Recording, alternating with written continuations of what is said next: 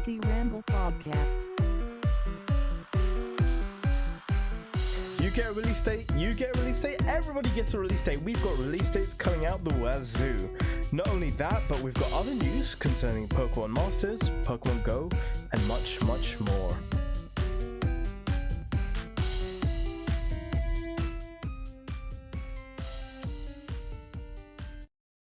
Yes, this is the PokeRamble Podcast, episode 46, with me, your host, Kumail, and joining me, as always, is the frontier brain himself, the one that's shrouded in luck like nobody can believe. He preaches about Eggmons, and he's a simp for Cynthia. It's Amit. We edit that last bit out. That's not true. Your Honor, I did not have any relations with that Pokemaster woman. Dude, that was a snappy introduction. Well done, you. Thank you. That was Speaking of snappy, this is episode 46. Welcome to episode Paris. See what I did there? So I've got Paris is a special Pokemon to me, and not because it's Paris. Go ahead. It's because when I was in Shinjuku 2 years ago at this point, nay, tell a lie, 3 years ago at this point, 2018, I met a person in a pizza shop called Paris, and he was a good friend. So yeah, now whenever I think about the Pokemon, I think about my time at the pizza shop in Shinjuku, and I put the two and two together. And yeah. Nice. So, Paris.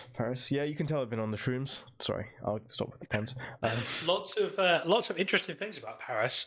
Did you know the mushrooms on its back are called Tochukazo or Tochukasu, which are actually real caterpillar fungi that are parasitic in nature and replace the host tissue with the spores that grow. Do you know what?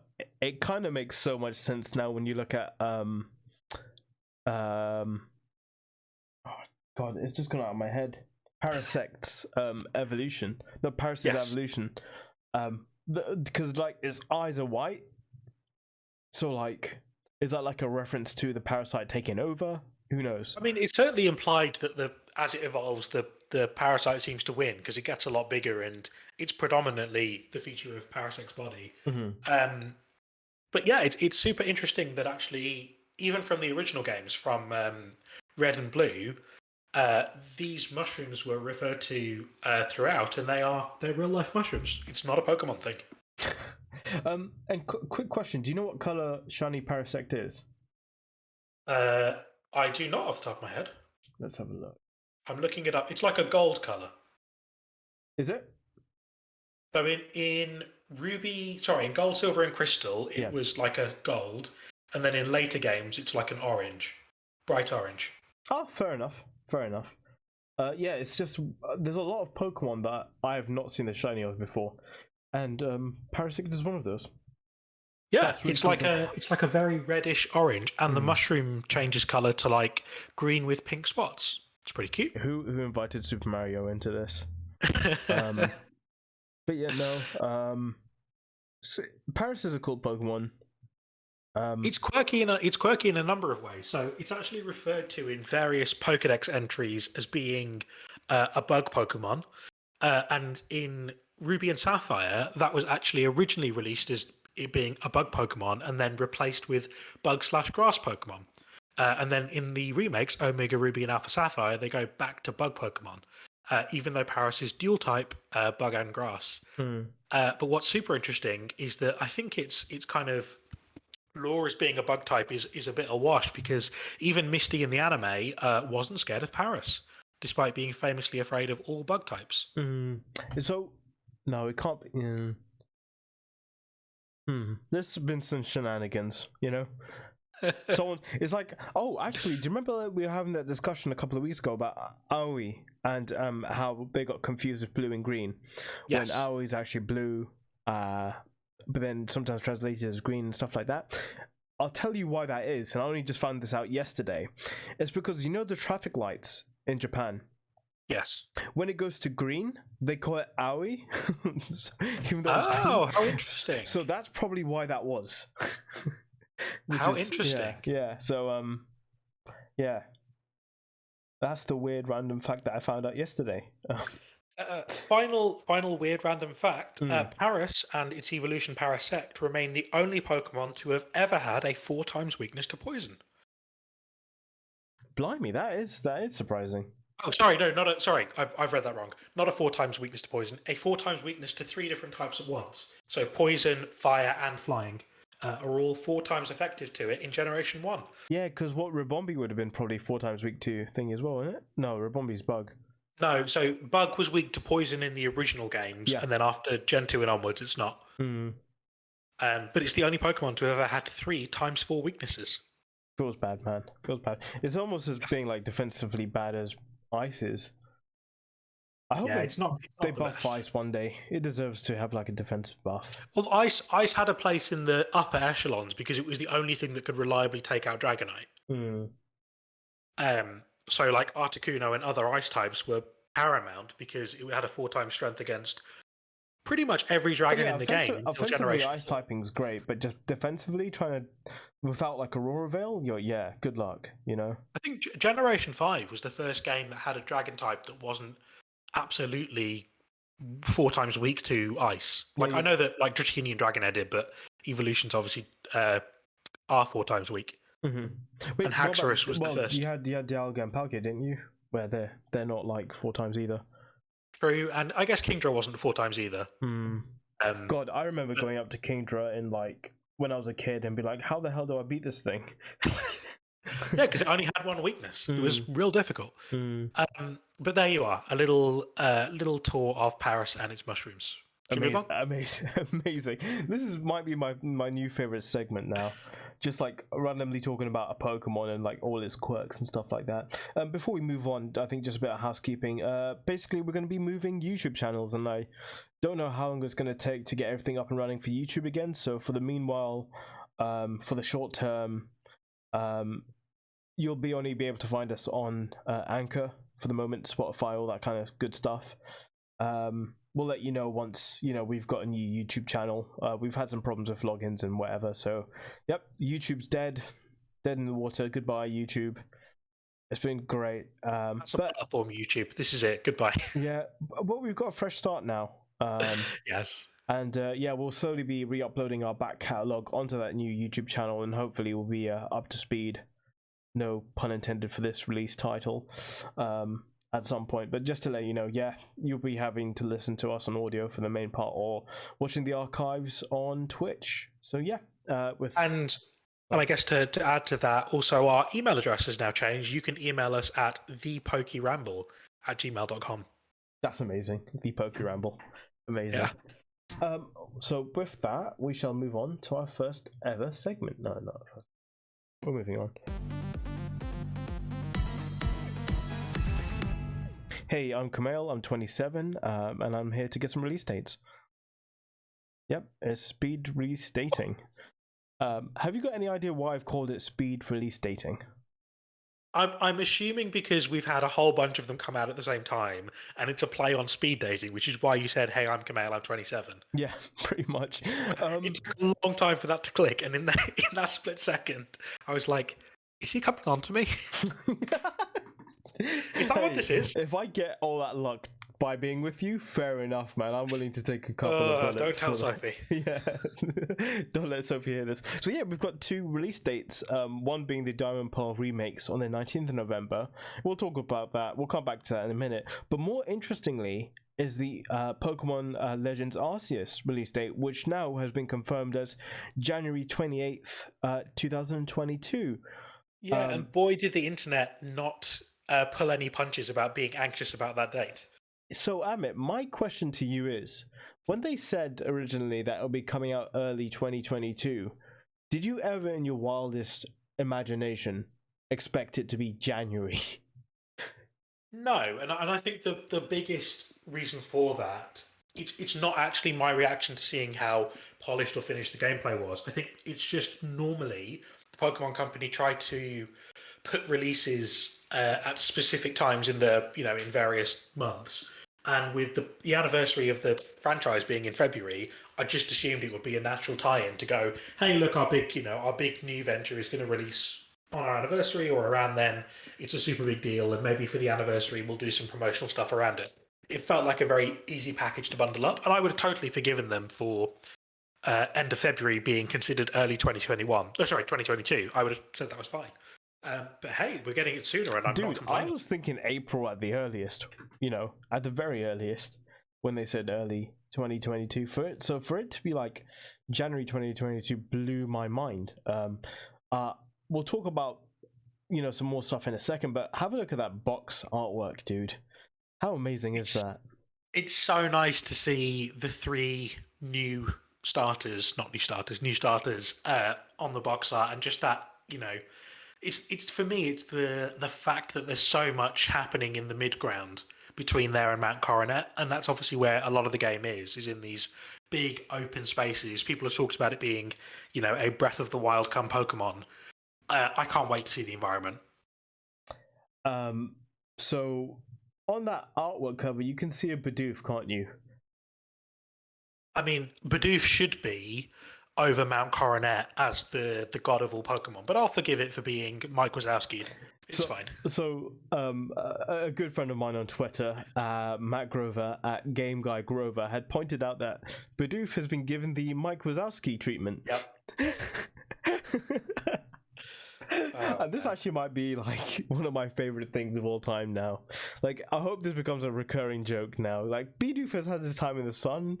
Let it have the Mike Wazowski treatment for a little while, We've seen other memes as well where we've had the sort of like olden Pokemon trainer saying like in the future you'll be a HM slave, and the Bidoof being very confused by it all. Yeah, I really like the box artwork. It's so clean and just so beautiful looking, and like the art style of it as well just looks phenomenal. It looks absolutely phenomenal. But here's the thing now. I was really worried when they said it's coming out January 28th. Because I know they've been working on it for a while, but that little splice they gave us, it looked rough as all hell. Now, I've heard on the internet that sort of part of the game that they showed off was from a... Sorry? You're fine, go ahead. Oh, no, I was going to say it's from like a December 2021 release build.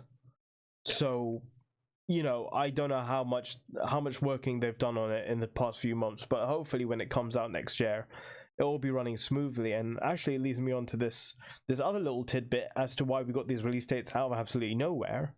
Is because apparently we are expecting a Nintendo Switch Pro announcement imminently before E3. And so perhaps they've given these release dates ahead of the announcement of the Switch Pro. It would be really interesting. I assume this game cannot be a Switch Pro exclusive, but I'd be really interested to see the difference spec-wise in how this game will run on Switch Pro versus Switch. Because I've been playing a lot of new Pokemon Snap. I tell you about it all the time, and it's really interesting playing that game handheld and then switching to docked. Pokemon Snap is the first game where I've gone, this is really not slick enough for my TV. Just the frame rate wasn't high enough. Yeah, I always find that like docking on TV, for some reason it looks worse on a TV than it does on like a handheld screen for me. I think it does because it's upscaling. It's at the very least it's upscaling 1080 to 4K from my TV. But I think because the handheld is native 720, obviously it's going to look better in 720 on a smaller screen than 1080 on a screen that's designed to be 4K. Mm. And to be honest, I think it's not unreasonable to say, most people nowadays have at the very least a 1080p display. Most people probably have a 4K TV at this point. Yeah, I think now when you go about shopping for a TV, like if you've got it to spare, about £300-400 now for a 4K TV. Black Friday last year, the entry point for 4K TVs was I think $279 in the UK, which is not expensive at all. No, I think it's gradually getting to that point now. Whilst 8K is, I think it's going to take a long while for 8K to become like the standard, but that's starting to creep in now. But yeah, no, I'm slightly apprehensive seeing that release date for Legends Arceus, but now that I'm connecting it to the Switch Pro as well, I'm thinking, okay, it might make a bit more sense. And The two things I think we should say in credit to the original trailer that we saw is, one, the gameplay didn't itself, like the actual core gameplay, didn't look terrible. Like everything was moving pretty well. Characters were animated properly. Textures were probably the biggest issue. Yeah, it looked a bit dark to me for the most part. Yeah, and I feel like that's an aesthetic that is much more easily worked on than the fundamental animations of characters, the movement, the model designs. For me, textures, it's obviously not an afterthought, but it's something that is more easily remedied. And I look to games like Skyrim, where things like texture packs make such a difference to that game. I'm sure with a bit of investment in the texture qualities in Legends Arceus, it will come across as a much more finished and clean product.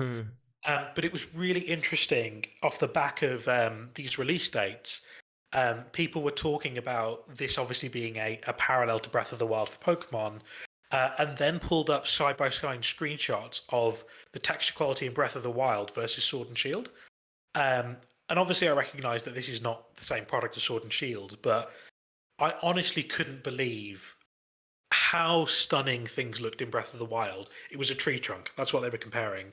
Breath of the Wild been one versus for a long time. That's been a stick to beat Sword and Shield with for a long time. And I hope that the team working on Legends Arceus hold themselves up to that kind of a standard where they go, that was best in class. That came out 3 years ago, maybe 4 at this point. What can we do to better it? It's no secret that Game Freak haven't been working to a high enough standard for themselves. And whether or not that's down to staffing or whatever, with the kind of resources that they have, they should be doing a hell of a lot better. I say this from a place that of wanting better for the Pokemon franchise. Me and you have both played, more hours than most people on these games. So I think I think we can be critical of it, but at the same time, be like, there's still good games, but they need to be better. Yeah, and especially when you consider that it is, by a country mile, the biggest product that Game Freak are working on. And don't get me wrong, Game Freak have produced a couple of other titles in recent years. I know they put out Little Town Hero. Yeah, but that's the thing, right? Nothing is going to be bigger for them than this, ever. Probably. Yeah. Well, the very fact that they're giving the Brilliant Diamond and Shining Pearl games to another team and saying, you know what, you deal with this, we just have to focus on that, maybe is a good sign. I mean, just on that point, the other thing that was all over the internet when the Diamond and Pearl release and the posters that we can now see came to life is the texture quality on Dialga and Palkia. It's so detailed. That's like you're praying to God that's in the actual game, and I don't think there's a chance in hell. The image that's on our screen, Dialga's got like taste buds, individually modeled taste buds on his tongue. Palkia's got fur to the nth degree of detail. Don't get me wrong, that might be too detailed for the main game, but it's just impressive to see a studio put the time in. And I've never seen even promotional material for the original Diamond and Pearl. Like, it never blew my mind graphically, and just looking at those two images for the promotional art made me excited again for what they might be doing aesthetically in this game. Do you remember when dinosaurs had feathers? It's a bit like Palkia now, isn't it? So that's have you got anything else to add about Pokemon Legends Arceus at all and its release date? No, we can move on to Pearl and Diamond. That's a weird way of introducing them, but yeah, hey, Which one of the two are you getting? For me, I always look at the version exclusives, and if they mirror the original version exclusives, then I'll probably end up getting Diamond. Yeah, I'm gonna get one digitally as usual, and I'll get one physically, and I think probably get Diamond physically and then Pearl digitally. And I've taken 10 days off as soon as the release dates were announced. Yeah, you did. So we kind of knew it was going to be around October, November time. So it's not a massive surprise that we've got this. I straight away, as soon as they you messaged me like, Kamel, have you seen this? I'm like, wait, what? They're just out of nowhere, just like, here, release date. Like, oh my god, no fanfare, no announcement. Just like, I thought we'd missed a Pokemon Direct. Like the amount of stuff that came out of nowhere, release dates, box arts, promotional images, I assumed I'd missed a Pokemon We're still Presents. due one as well, so let's see what happens. We're still due one, especially because June's coming up. Well, and also, I mean, to be fair, the Pokemon Company haven't announced their biggest game for 2021 yet. We'll come on to that later in the show. Oh god, yeah. That's an inside joke that no one other than regular listeners will get. Yep. So Diamond and Pearl. Yeah, I booked 10 days off, and I rang my boss straight away, and she was like, "Oh, it's for the Pokemon games, isn't it?" I'm like, damn, she remembered, because like it's real bad when your boss knows. Yeah.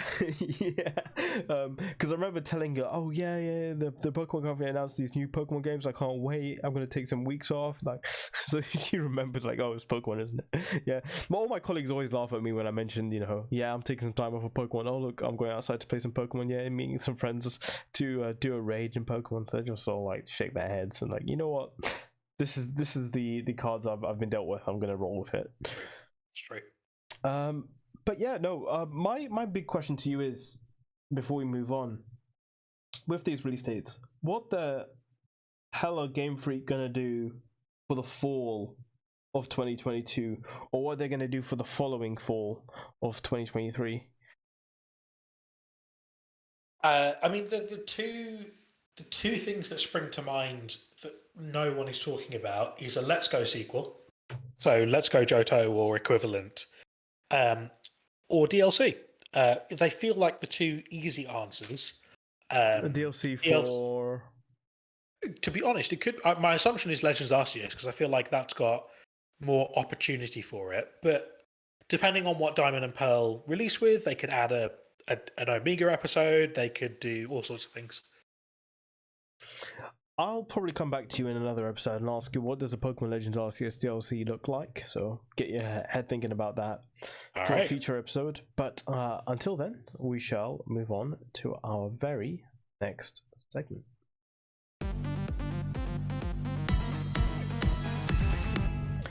And I say, what's Pokemon going on? So there's so much Pokemon going on. Is there? It seemed like it. So Pokemon Go Fest. I'm very pleased about this. We're getting these costume Pikachus during Go Fest. I think you get to choose one or the other. We'll get more details later. But the ticket is only £5, and I'm very pleased about that. We're no longer being charged up the wazoo for these events. £5 is a very decent price. We haven't had, much, not microtransactions, but much things to charge us money for. So I'm quite happy with that £5 price, and I'll happily jump onto getting one of those for myself. Rockstar or Pop Idol Pikachu? Oh, Rockstar, absolutely. Correct answer. Yeah. There was only one correct answer. She looks badass. Wait, what? They're both female. Oh, yes, you're right. Yeah. I was like, wait, what? Yeah, you're right. All costume Pikachus are female. What else is happening? It's gonna be the new season, the season of Discovery, where Deerling will be out and about. You'll be getting more Pokemon like Alolan Diglett, Staryu, Scyther, Trico, Torchic, Mudkip, Sableye, Barboach, Combee, Petilil, Deerling Summer in the Northern Hemisphere, and in the Southern Hemisphere, so your Australians and whatnot, you'll be getting Alolan Sandshrew, Alolan Vulpix, Shelder, Lickitung, Chimecho, Turtwig, Chimchar, Piplup, Deerling Winter, and Cubchoo appearing more often. I appreciate that they are splitting the hemispheres for the seasons. It's very, very, very smart. That's good. I was talking to my friend Ben because I heard that Taskmaster New Zealand is getting a new series in winter 2021, and I was so disappointed. I was like, oh, winter 2020, we're gonna have to wait till like December for it. And then that's when Ben reminded me, no, we have our winter imminent. Now. Like, oh, imminent. Yeah. So I'm very, very happy. Coming to raids, a very boring time actually. Regirock, Regice, and Registeel. So knock yourselves out with those. My friend did tell me that Niantic are going to be doing some sort of surprise, so whether or not that means Regigigas or new Regis, or even shiny Regigigas, who knows? So, stay tuned. They've got two options to choose from. Yeah. Could just do both. Split by hemisphere, who knows? Galarian Ponyta compensation, so there's going to be like compensation for shiny Galarian Ponyta. which means you're going to get timed research and more Galarian Ponyta appearing in 7km eggs. And that's happening from tomorrow, so look forward to that for a week. Mega Lopunny is going to be in Mega Raids tomorrow for a week. We've got the June breakthrough research breakthrough, which is Clamperl. Yep, that's all to say. And actually, the big one, the exciting one, the one that I think you should be probably getting yourself on, is Gibble Community Day, happening next week, Sunday. We talked about it last week, but just a reminder, next week, Sunday, Gibble Community Day. It's going to learn Earth Power, and you definitely want to get yourself a few of those, because this is one of the rarest shinies in the game currently. So yeah. Also, Mega Garchomp shiny looks awesome. And Mega Slowbro is going to be appearing from next Tuesday. So not this Tuesday coming, but the Tuesday after that. So just to let you know. If no one got Amit's joke, it's basically that Mega Garchomp just basically looks the same. Not Mega, so shiny Garchomp basically looks the same as regular Garchomp. He's the Pink Power Ranger. Oh, the Mega one is, yeah. But regular, it looks the same. Just like it looks similar, but the Mega one is like the Pink Power Ranger come to life. Yeah, for sure. But talking of things coming to life, we'll move on to our next segment. So you want to be a master, Pokemon Masters? Oh, I've messed that up. Hey, there's new like pairs in Pokemon Masters. There's so many new pairs of Pokemon Masters. Holy moly. So we're going to go in detail with these ones next week. And we'll do the same for Archie, who's now going to be in the game from tomorrow, with Maxie, who's in the game today. But there's this new Battle Point tier reward system. Do you want to talk to the people about that? So to, I guess, add some progression for players who've been playing for a long time, there is now a Battle Point tier system where various missions and battles can earn you battle points.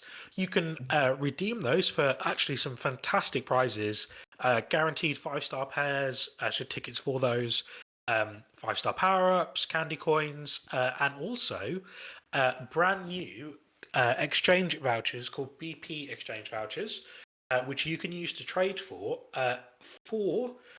brand new 4-star sync pairs and 2 5-star sync pairs who are both master fairs. Dude, super exciting. At these rewards. This is what we've been talking about. So someone added it up. Someone added up all the rewards on Reddit. It's basically like, it's incredible. There's also generic 5-star coins in there, which is unheard of. Damn. The yellow ones. Yes. Damn. That's unbelievable. Do you want to talk about so we're getting pairs like Morty and Mismagius, Zinnia and Salamence, Erica and Tangela. Who else have we got? We got Raichu. Yeah, like, dude. Oh, man, it's a good time to be a Pokemon fan. It's nice for 2 reasons. It's nice, I think, on one side because sync pairs who didn't necessarily have their signature Pokemon are now getting their signature Pokemon. Lieutenant Surge, Erica, all well associated with the Pokemon they're now going to have as their BP pairs. Even Mismagius and Morty to some extent as well. They've all Gengar, you cowards. They've all got sync grids, which is also incredible. Because even just basic sync grids, which, there's nothing too stunning in them, it's still better than nothing. Mm-hmm. And it makes some of these pairs very viable. They fill some good gaps in the free-to-play world as well. So Dire Hit All Plus, or an equivalent on at least 2 of the pairs. Morty and Mismagius can give your entire team plus 6 defense and plus 6 special defense, which is, again, a very hard thing to do. Really useful sync pairs. For free. Indeed. I'm very happy about it. And do you just want to remind the people how they can get these Battle Point pairs currently? Yeah, so you can earn battle points for certain missions. So the new missions in the game today for the Masters of Land and Sea event has some missions that reward battle points. You can also get them from the 10th of June from the daily region rotation, which is, although it's daily region rotation, the regions rotate weekly. the battles you can do daily, but don't rotate daily. Someone explained that name to me, but it's fine. Daily regional rotation battles starting on the 10th of June. The first week will be Kanto themed, so your Kanto sync pairs will get a bonus to their strength in battle. We're yet to discover whether that will also boost the rewards you get, but get your Kanto pairs prepped for 2 weeks' time. Amazing. Thank you very much, Emmett. Now we shall talk about the one thing everybody's been waiting for, and that is the one, the only Maxi. So yeah, here we go.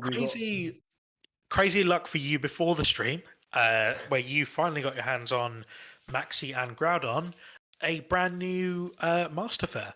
So Groudon, to be honest, it's filling the one type that we've needed the longest. Yeah, sets a new precedent for ground types in the game.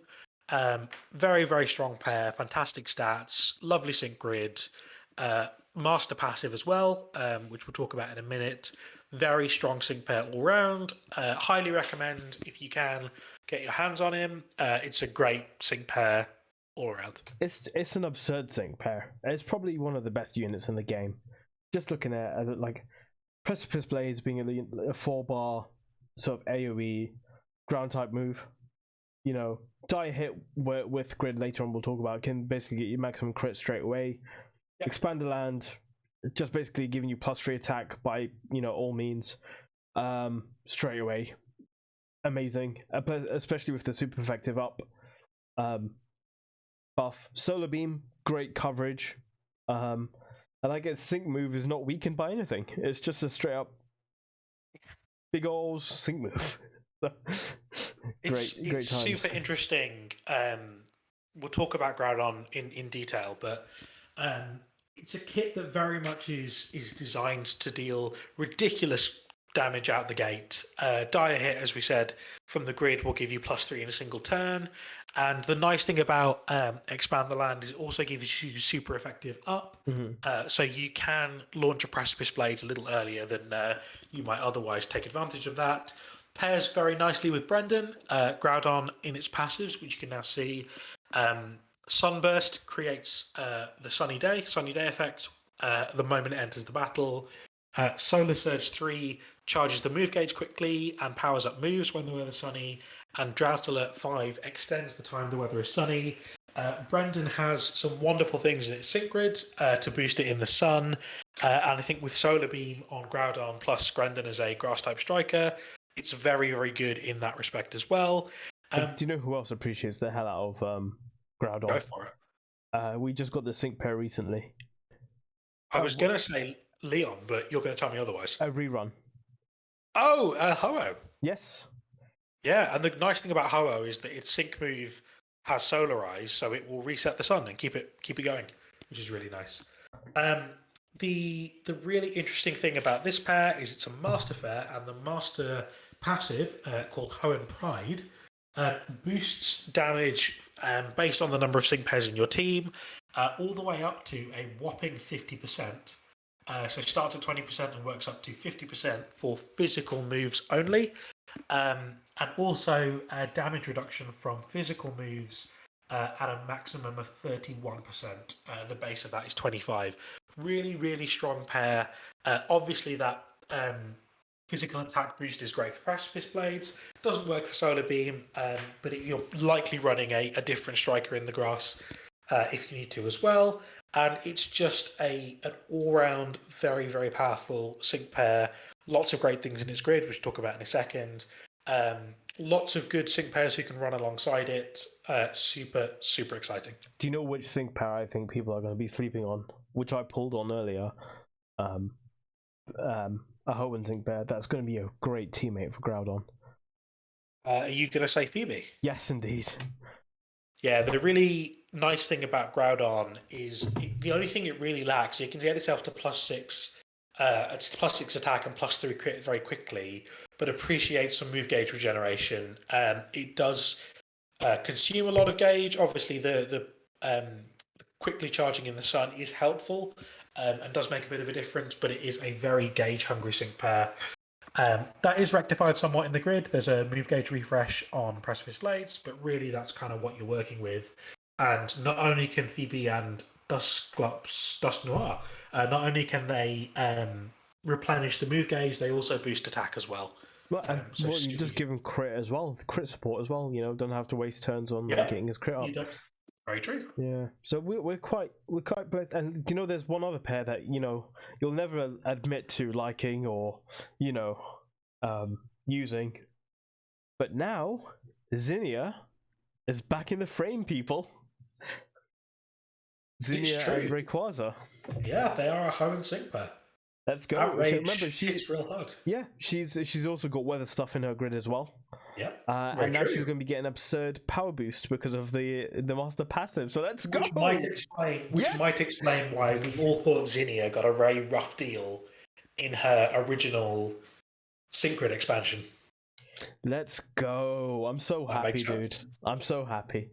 But I was going to say, it's probably not crazy to speculate that Kyogre will be a water and special counterpart to Groudon. So where Groudon has boost to physical damage, Kyogre has boosts to special damage. Where Groudon summons the sun and has sun boosts, Kyogre does the same thing for water. Yeah, we will be talking about that next week in greater detail once they've released the pair. But very exciting time. Very exciting time. Let's have a look at the grid. There's a few multipliers in here. We've also obviously talked about critical I1 for die hit, which basically makes you +3 crit straight away. We've got super duper effective 1, which is a good multiplier. What else catches your eye? Some really interesting stuff with the sun up. So, and I'm just reminding myself. So expand the land, giving you some HP regeneration, which is helpful, and also the critical strike on Solar Beam. Super helpful. It's in the sun. It can be prevented from flinching, being confused, or trapped. Really useful for the AoE flinching that you sometimes get from Twister and other moves like that. Or Rock Slide, a very common one in Champion Stadium. Power up for the sync move when it's sunny, similar to the kind of thing that Brendan has. Solar Power 5. And I think that's everything. Pretty much. Yeah, you talk about solar propulsion with the reduce. Oh yeah, a chance to accelerate the sync countdown as well. Not massive, but a little something there. It all adds up. Yeah. His solar fucking sync grid is looking mental, just absolutely crazy.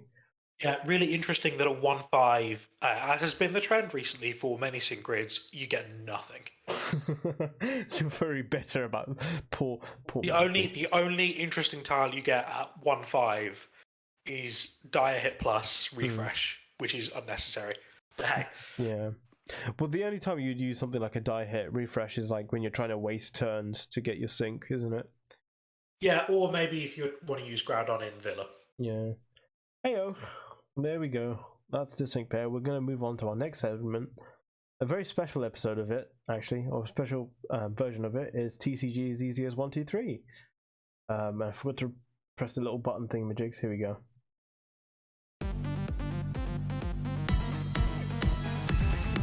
So the English set is going to be called Evolving Skies, which is coming out in August, and it's going to contain the Eevee Heroes set, but we've got the full set listing in front of us. Should we have a little gander of it? We definitely should. So that's the Eevee right there. Very nice looking Eevee. Look at the Rayquaza overhead as well. I love it when there are Pokemon in the background of Pokemon cards. Amazing. We got Smeargle. Meowth. Nice. Dude, that Smeargle is broken. Like crazy broken. Go on. So it does a base 30 damage for a double colorless energy, but gains 30 more damage for every different type of energy card in your hand. So if you have 5 or 6 energy types in your hand, which is not unreasonable given the amount of draw acceleration and stuff you can get in the current meta, you could easily hit for 210 damage upwards for a double colorless energy on a basic Pokemon that you only get one prize for defeating. It's so good. Dude, who's in the background of this? It's Raichu. Pretty cool, huh? Yeah. Leavani with a little Seawaddle, that's really cute. I've just realised I should probably share my screen with you, shouldn't I? You're a bit you're behind fine. me. You're fine. I'm good. Are you sure? Yeah. Cool. What else are we looking at? Araquanid. You've probably got like a Sandygast over there.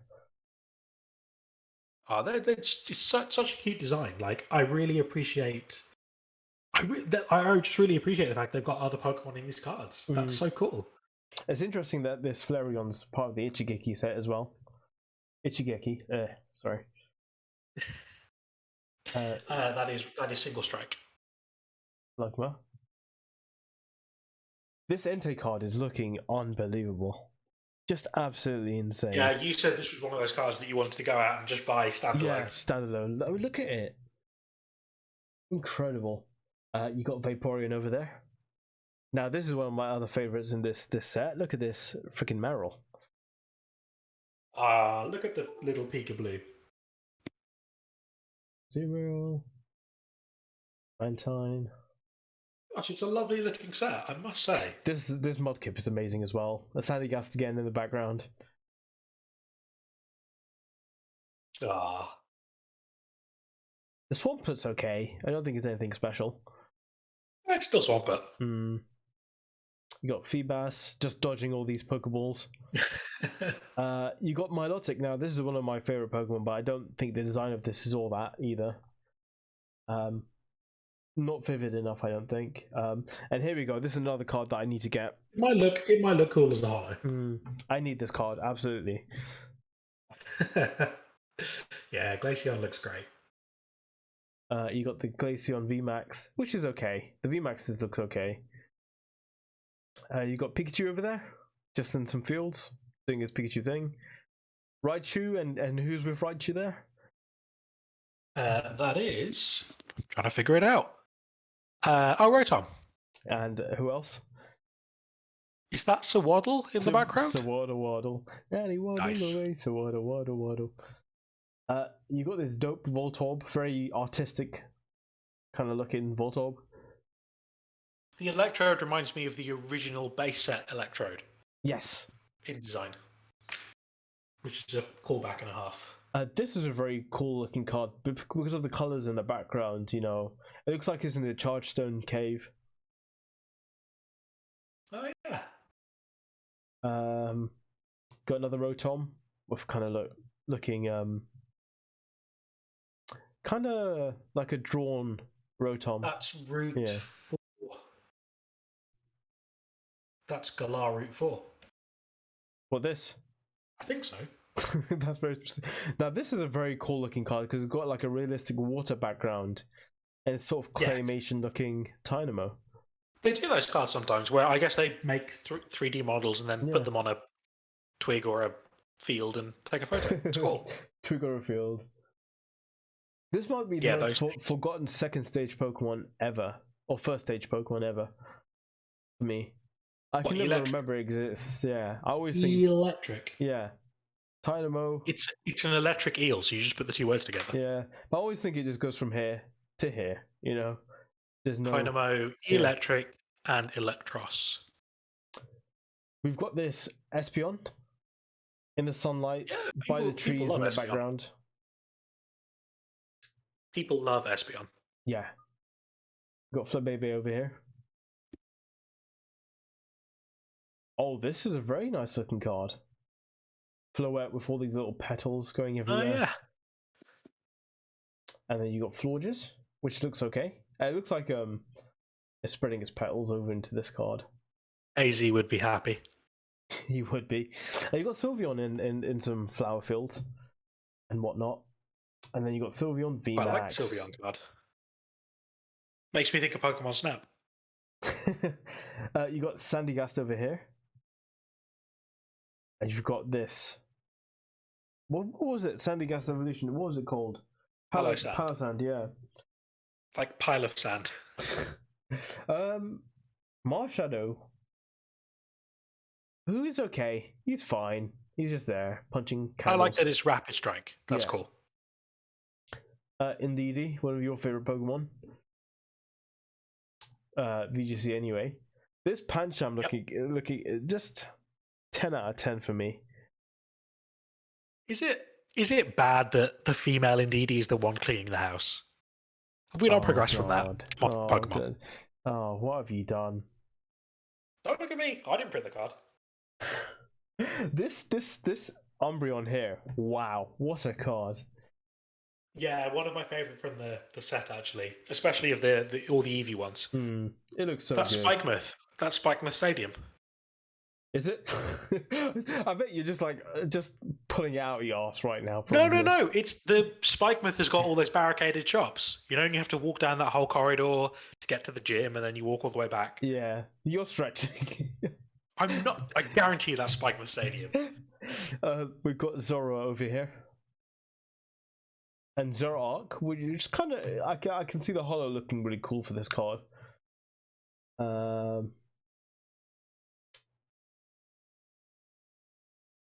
there's a substitute over here. I like this card. The substitute. Yeah. I mean, this whole entire line is just uninteresting to me, to be honest with you. It's fine. I mean, he's kind of looking like Eren from Attack on Titan, but like apart from that...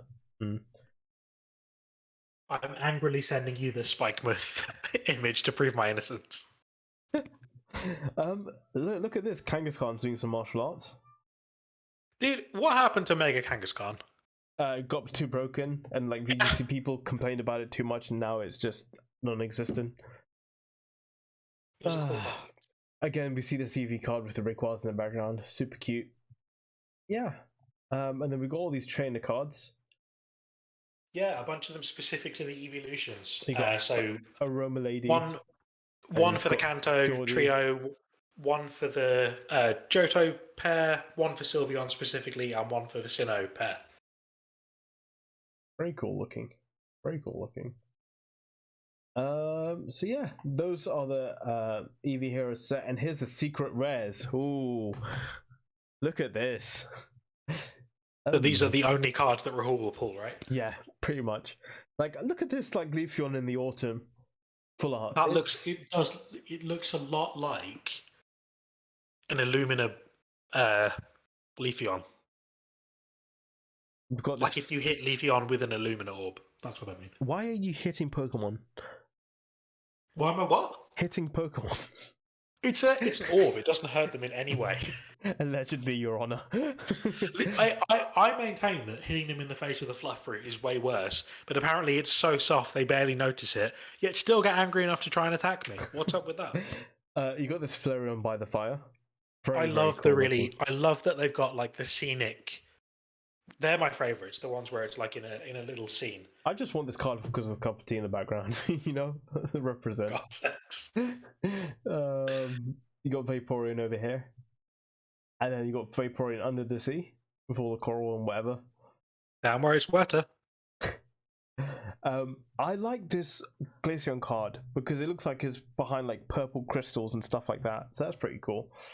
But this is one as well I'll need to get. Because it's just, you know, as everybody knows, Glaceon's my favorite Pokemon. Ice type anyway, evolution. And yeah. That card's going to be pricey. Well, some prices are meant to be paid, you know. Fair enough. You got Jolteon. This Jolteon's really cool. In the city at night.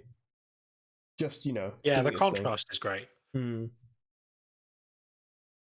You got Espeon and Espeon amongst books.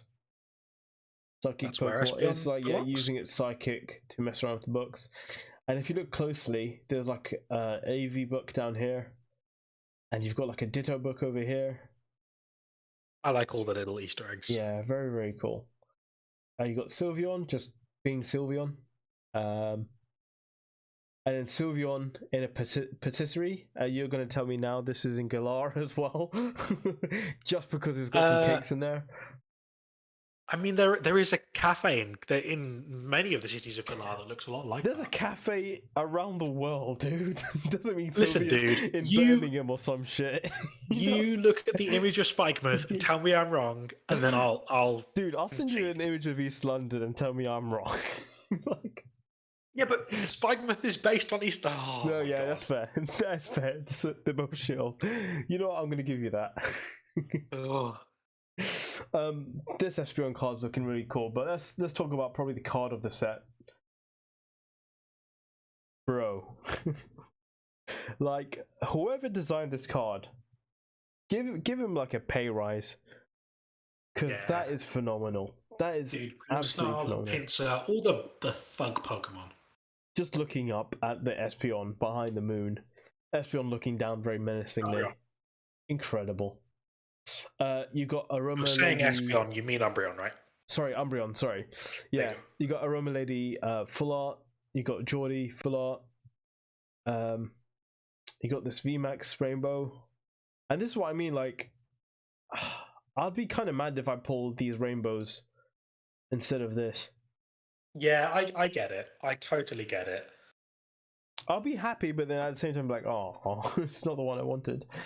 I'll be interested to see, because the rainbow ones are the maxes and the other ones are just the Vs. Mm-hmm. So I'd be interested to see which end up being more valuable. Yeah. Hopefully the one I want is just dirt cheap for some reason. But it won't I love that Leafeon VMAX. Yeah, you were saying you really like it contrasted against the barn. Yeah. Yeah. Oh, damn.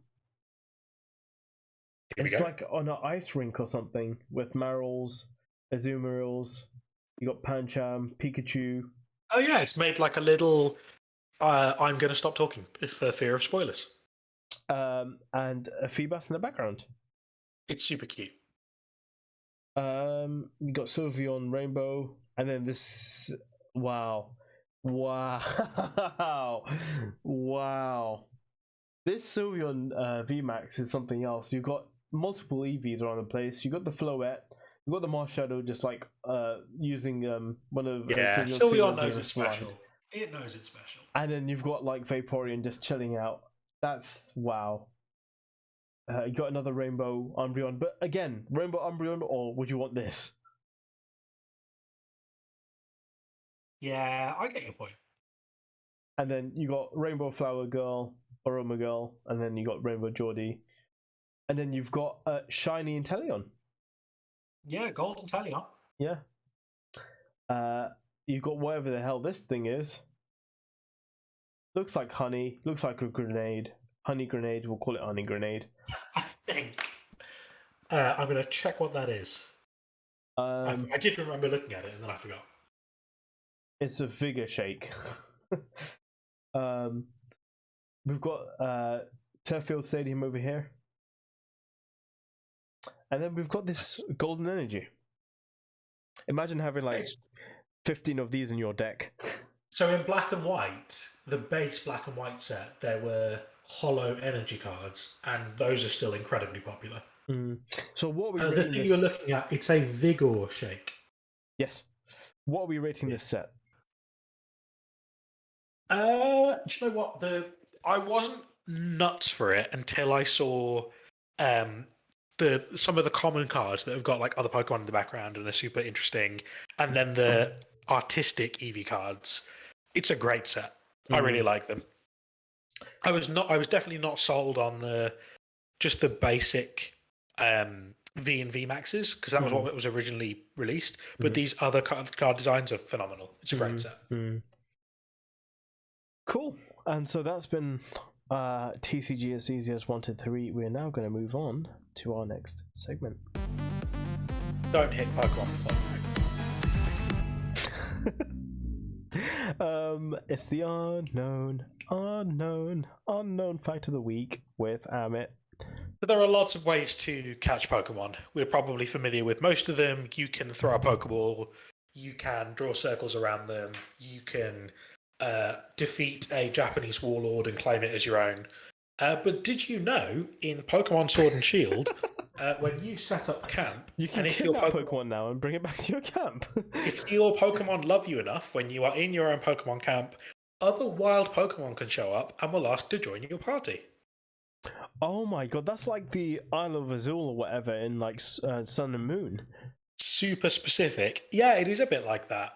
But basically, you need to have Pokemon in your party of friendship level 5, which is the maximum. You'll know if that's the case because they land critical hits every single time they attack, pretty much. And if you have them in your camp, you can actually encounter wild Pokemon while exploring your camp in that view where you can play with toys and stuff. The Pokemon will approach you, ask to join your party, and will default into a Pokeball. If you don't have any, then Great Ball or Ultra Ball. But we'll join your team. Icon has the Pokeballs and the Pokemans. That's a cool Yeah, fact. it's just one of those things that I guess if you don't spend a lot of time using the camp in Sword and Shield and maybe haven't got your Kyridex, it's probably something you wouldn't have run into. Question. But yes. Can you get shiny Pokemon? So this is the interesting thing. The Pokemon that spawn are pulled from the location, like from that location's Pokemon encounter table, not specific to the encounter method. So you can actually find Pokemon that would normally appear in the grass or maybe drop from a tree in your camp. And I don't know if it's actually happened, but in theory, they can be shiny because they are pulling from the standard table. Oh, Coolio's Iglesias. Thank you very much, buddy. Yeah. And we shall move on to our very next segment.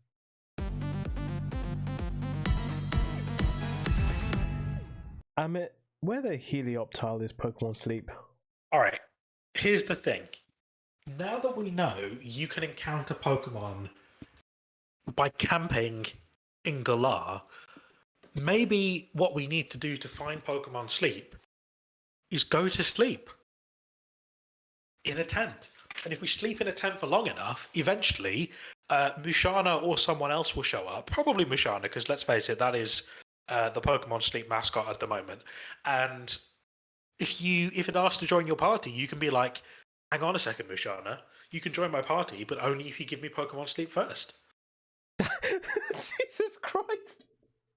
I mean, when you hear yourself say that back, you're going to be just like head in hand, just like, what? No, I'm all for it. I'm doubling down. You go camp. You camp wherever you want to in the UK because it's based on Galar. Musharna shows up and it's like, oh, you look so cool. I want to join your party. And then you just go, hang on a second. Give me Pokemon Sleep first. That sounds like such a bad euphemism. I don't want to... Kids, don't ask your parents to send you camping, okay? Camping is the most boring thing you could probably do. Do not do it, all right? I have been 46 episodes. I've been trying to crack the Pokemon Sleep enigma. This is the closest I've come to in 46 weeks. What, asking or soliciting Pokemon for their services? Go camp in the UK, wherever you want to go. Wait till the wild Pokemon show up, and then bully them into giving you Pokemon Sleep. Oh god, that's no. You need consent, kids. Do not bully Pokemon to give you Pokemon Sleep. Keep it consensual, please. Just throw fluff fruit at them. Apparently, that's fine. If I can, please don't camp in Spagmouth. You'll get robbed or stabbed or both. So yeah. Well, that's probably not where we're going to get Pokemon Sleep, but it's a good theory anyway. How dare you? Oh god. Hey, Musharna, give me some Pokemon Sleep. That's just... Guys, this has been the PokeRamble Podcast. The chat are all for it. Can I just say the chat are all for it? Like, why don't we all go camping with our DS and Pokemon Go and play Gen... Yeah, this is it. This is what we need to do. Sure. Feel free to. Get camping. Feel free to. And then we need to go take a piss or a dump. Have fun with that, guys. I'll be laughing. Wow, way to bring it down. Yeah, I'll be laughing from my home. I may or may not be getting royalties from various tent companies. Musharna's just be like, is that a tent or are you just happy to see me? Oh my god. We're ending the podcast. You've ruined it. What are you doing? It's your fault. It's the way you said it, dude. I didn't take it there. Wow. You knew what you were doing. Good lord. And that's been the PokeRamble Podcast. We'll be back next week if Kamal survives the beating I'm about to give him offline. As a reminder, unfortunately, you cannot find us on YouTube at the moment. We're putting up a new YouTube channel, but we will let you guys know when that's done. In the meantime, don't forget to check us out on on Spotify and all the other good podcast platforms. You can email us at the brand new email address, thepokeramble@gmail.com. That's thepokeramble@gmail.com. I've been the Frontier Brain. He's not allowed to talk ever again. And that's it. Thank you guys for joining us. Anything you want to say before we wrap up? I'll end the podcast here. We're still on PokeRamble.com, so visit us over there.